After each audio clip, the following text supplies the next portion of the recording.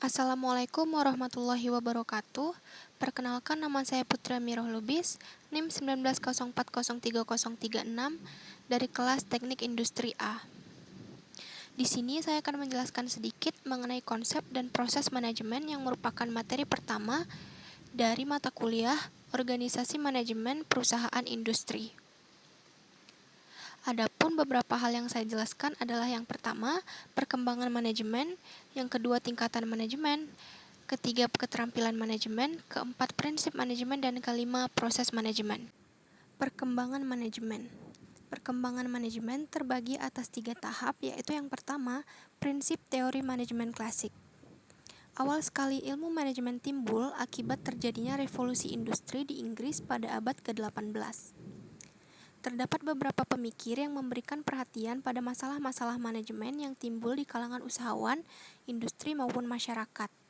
Adapun beberapa pemikir tersebut diantaranya adalah yang pertama Robert Owen, yang kedua Charles Babbage, yang ketiga Frederick W. Taylor, yang keempat Henry Gantz, dan yang kelima Henry Vail. Robert Owen memperhatikan mengenai perbaikan kondisi kerja dan juga membuat prosedur untuk meningkatkan produktivitas seperti prosedur penilaian kerja dan bersaing secara terbuka. Robert Owen biasa disebut dengan Bapak Personal Manajemen Modern. Charles Babbage adalah seorang guru besar matematika yang tertarik pada usaha penilaian efisiensi pada operasional suatu pabrik dengan menerapkan prinsip-prinsip ilmiah agar terwujud peningkatan produktivitas dan penurunan biaya. Beliau pertama kali mengusulkan adanya pembagian kerja berdasarkan spesialisasi pekerjaan yang sesuai dengan keterampilan tertentu, sehingga pekerjaan dibuat rutin dan lebih mudah dikendalikan dengan alat kalkulator. Frederick W. Taylor dikenal dengan manajemen ilmiahnya dalam upaya meningkatkan produktivitas. Gerakannya yang terkenal adalah gerakan efisiensi kerja.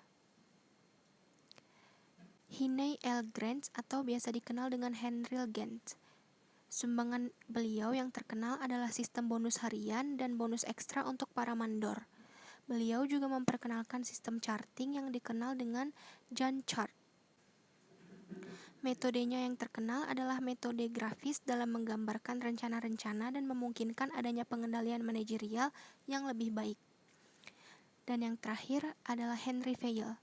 Sumbangan terbesar dari Vail berupa pandangannya tentang manajemen yang bukanlah semata-mata kecerdasan pribadi, tetapi lebih merupakan satu keterampilan yang dapat diajarkan dari dipahami prinsip-prinsip pokok dan teori umumnya yang telah dirumuskan. Yang kedua adalah aliran hubungan manusiawi. Pada tahap aliran perilaku atau hubungan manusiawi, organisasi melihat pada hakikatnya adalah sumber daya manusia. Aliran ini memandang aliran klasik kurang lengkap karena terlihat kurang mampu mewujudkan efisiensi produksi yang sempurna dengan keharmonisan di tempat kerja.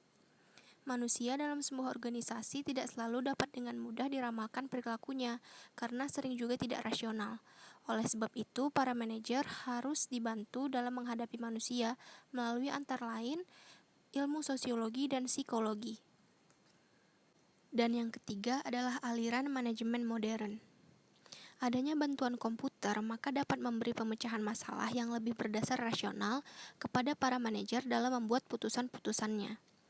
Teknik-teknik ilmu manajemen ini membantu para manajer organisasi dalam berbagai kegiatan penting, seperti dalam hal penganggaran modal, manajemen cash flow, penjadwalan produksi, strategi, pengembangan produksi, perencanaan sumber daya manusia, dan sebagainya. Aliran ini juga memiliki kelemahan karena kurang memberi perhatian pada hubungan manusia. Selanjutnya adalah tingkatan manajemen. Tingkatan manajemen yang pertama adalah first line management atau manajemen lini pertama. Manajemen lini pertama merupakan tingkatan yang paling bawah dalam suatu organisasi yang memimpin dan mengawasi tenaga-tenaga operasional. Manajemen lini pertama dikenal dengan istilah operational supervisor, kepala seksi, dan mandor. Yang kedua adalah middle management atau manajemen menengah, yang bertugas mengembangkan rencana-rencana sesuai dengan tujuan dan tingkatan yang lebih tinggi dan melaporkannya kepada top manager. Sebutan orang yang memegang posisi ini adalah kepala departemen, kepala pengawas, dan lainnya. Dan yang terakhir adalah manajemen puncak atau top level management, yang merupakan tingkatan manajemen tertinggi dalam sebuah organisasi yang bertanggung jawab terhadap keseluruhan aktivitas organisasi. Sebutan bagi orang yang memegang kekuasaan ini adalah direktur, presiden direktur, dewan direksi, dan lainnya. Selanjutnya adalah keterampilan manajemen, yang mencakup 3 hal, yaitu yang pertama technical skill atau keterampilan teknis yang merupakan kemampuan menggunakan prosedur, teknik, dan pengetahuan bidang khusus. Yang kedua, human skill atau keterampilan manusia, yang merupakan kemampuan untuk bekerja sama, memahami dan memotivasi orang lain sebagai individu dalam kelompok. Dan yang terakhir adalah conceptual skill atau keterampilan konseptual, yang merupakan kemampuan untuk mengkoordinasi dan mengintegrasikan semua kepentingan dan aktivitas dalam suatu organisasi. Selanjutnya adalah prinsip manajemen, yaitu yang pertama, pembagian kerja. Pembagian kerja atau spesialisasi ini untuk meningkatkan efisiensi dan efektivitas pelaksanaan kerja seseorang dalam suatu organisasi, instansi, ataupun perusahaan.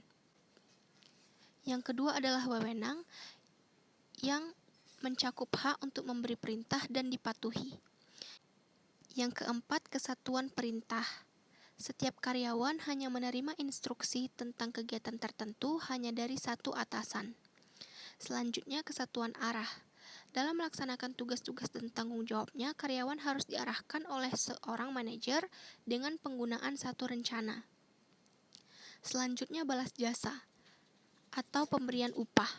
Kompensasi untuk pekerjaan yang dilakukan haruslah adil, baik bagi karyawan maupun pemilik. Selanjutnya adalah sentralisasi atau pemusatan. Lalu hierarki, yang merupakan garis perintah dan wewenang, yaitu harus jelas. Selanjutnya keteraturan. Bahan-bahan dan orang-orang harus ada pada tempat dan waktu yang tepat. Selanjutnya, keadilan dan kejujuran. Keadilan dan kejujuran merupakan salah satu syarat untuk mencapai tujuan yang telah ditentukan. Dalam hal ini harus ada perlakuan yang sama dalam sebuah organisasi. Selanjutnya inisiatif. Bawahan harus diberi kebebasan untuk menjalankan dan menyelesaikan rencananya meskipun beberapa kesalahan mungkin terjadi. Dan yang terakhir adalah semangat korps. Setiap karyawan harus memiliki semangat kesatuan, yakni rasa senasib dan sepenanggungan. Selanjutnya adalah proses manajemen.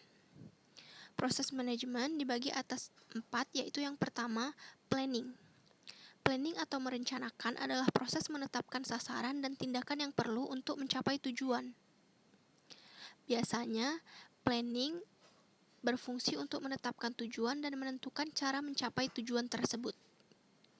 Yang kedua adalah organizing atau mengorganisasi, yaitu merupakan proses memperkerjakan 2 orang atau lebih untuk bekerja sama dengan cara terstruktur guna mencapai sasaran spesifik atau beberapa sasaran. Biasanya, pengorganisasian ini berfungsi untuk mengorganisasi kegiatan dan orang dan menentukan apa yang harus dikerjakan.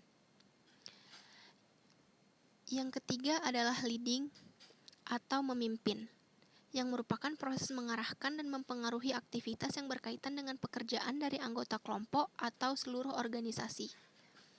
Pengarahan biasanya bertugas membuat orang bekerja optimal dan memotivasi dan mengarahkan orang di lingkungan kerja. Dan yang terakhir adalah controlling atau pengendalian, yang merupakan proses untuk memastikan bahwa aktivitas sebenarnya sesuai dengan aktivitas yang direncanakan. Fungsi dari pengendalian ini melibatkan beberapa elemen. Yang pertama yaitu menetapkan standar prestasi kerja, yang kedua mengukur prestasi saat ini, yang ketiga membandingkan prestasi ini dengan standar yang telah ditetapkan, dan yang terakhir mengambil tindakan korektif bila ada deviasi yang dideteksi. Sekian penjelasan singkat yang dapat saya berikan. Saya berharap video ini dapat diterima. Lebih dan kurangnya saya memohon maaf. Wassalamualaikum warahmatullahi wabarakatuh.